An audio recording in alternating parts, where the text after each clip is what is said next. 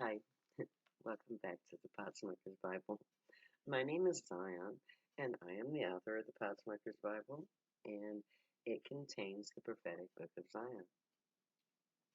In our last episode, we had part 1 of chapter 2 of the book of Zion, and we were discussing how the three Abrahamic based religions, Islam, Judaism, and Christianity, all play part in setting up the eventual captivity of Zion. And so I'm going to go on with the reading on part 2, and it begins like this. It is the warlike and prejudiced nature of our current society that has created laws that oppress the people of Zion. Because of the cultural differences, the governing bodies have instituted legal penalties for certain undesirable activities.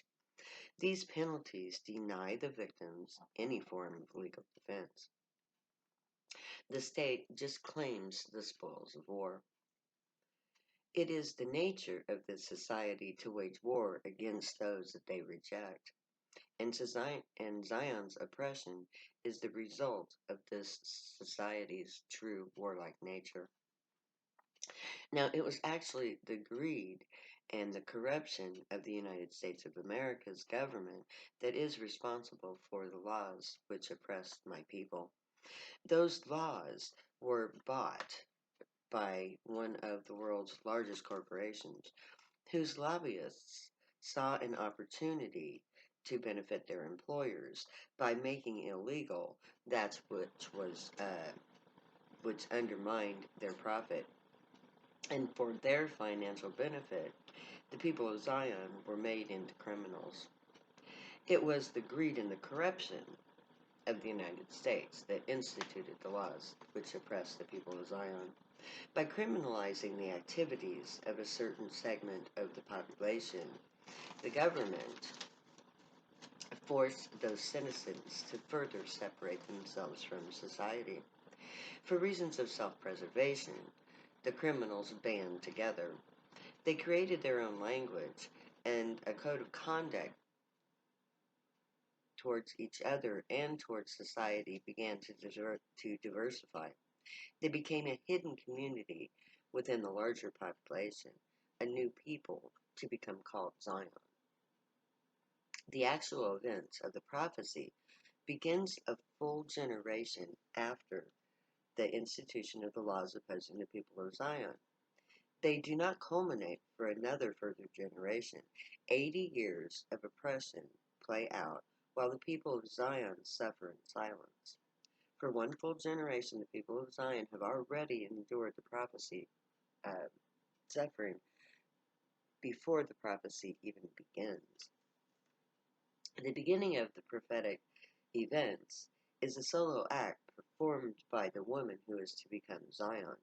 She cries out mentally from emotional distress, praying for an end to suffering, her own and that of others.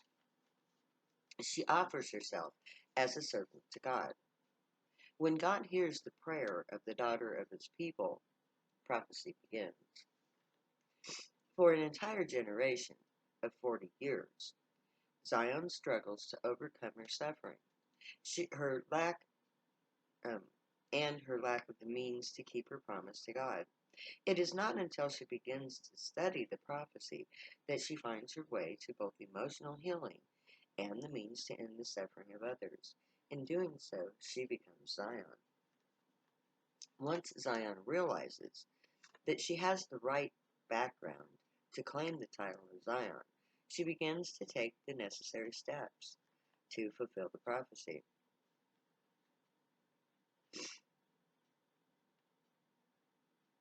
Setting the world stage, she begins to fulfill prophecy long before she ever speaks publicly.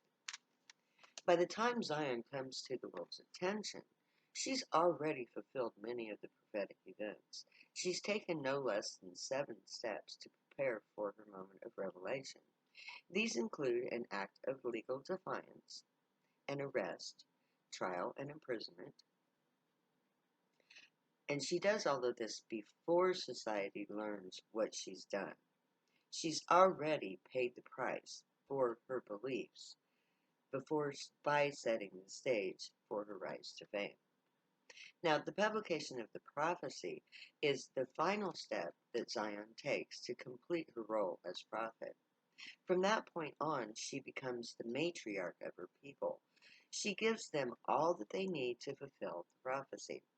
From the moment of publication on, Zion becomes a political figure as well as a religious one. The testimony of the prophecy is a legal defense. It's to be used by the people of Zion to end the persecution they are forced to endure. This justification for their way of life unites them as never before. They seek a fair and unbiased trial before the world's court.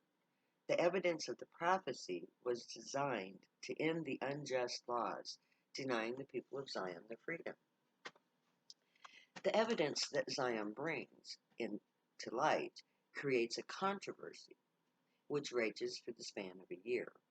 Public attention is centered around Zion as she proves false every claim made by both the church and the state against her, as both seek to disprove her evidence to no avail.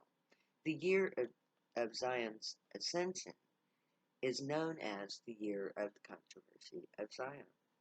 By the end of that year, the society that we know will have changed forever. The power base of society will have changed. A new nation will have been born, the nation of Zion. And that nation will have made first contact with an alien race, the Grey. Every aspect of society will change in the space of a single year. The event that creates Zion, the nation, is a first contact scenario. The people of Zion gather together in protest of the unjust laws which oppress them. As promised, the aliens, the descendants of the gods of Israel, appear above them as protectors, leading them to their new homeland, the mountains, thus creating the nation of Zion in a single day.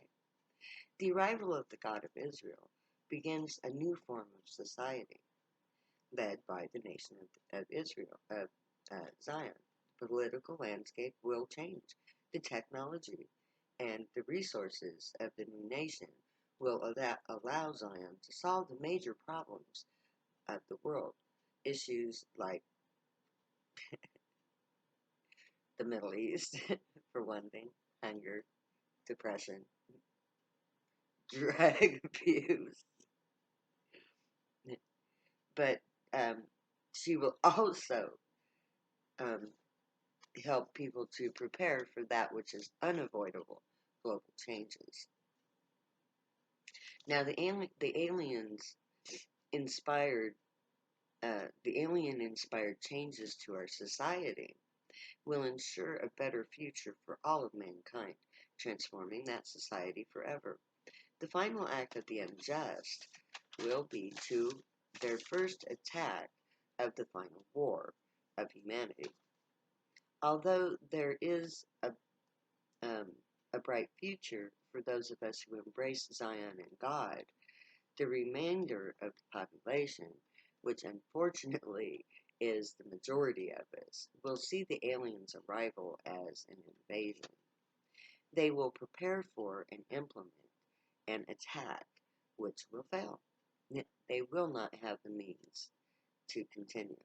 It will be their final political act of aggression, the final war of humanity. Once this final war is waged, the nation will know peace until the end of time. For the unjust, that end will come sooner than they know or like. They will not survive. Those who do survive will know peace on earth until the earth itself ends, and they will know peace beyond that. The prophecy does not end with the creation of the nation of Zion. By the time the alien gods have returned, it is too late to stop disaster on earth. The nation of Zion has a very important mission upon its creation. With the help and the technology of the gods, they prepared places of refuge from the coming earth changes. Now, they begin to gather together the resources needed to rebuild society after the fall. They gather together all who choose to believe, preparing them to survive. It is the first task set the nation of Zion. When I first began to fathom the scope of the coming disasters, I could not understand how the foretold events could happen.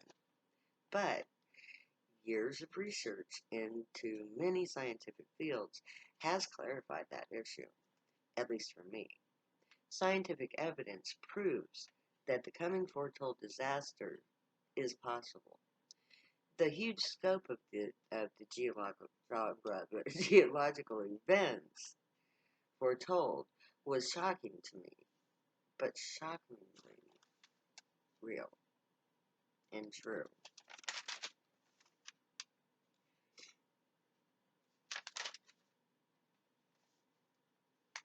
So ends part 2 of chapter 2 of the Pot Smoker's Bible. Next time we will see you, we will end chapter 2, and let's see what that has to say. See you next time.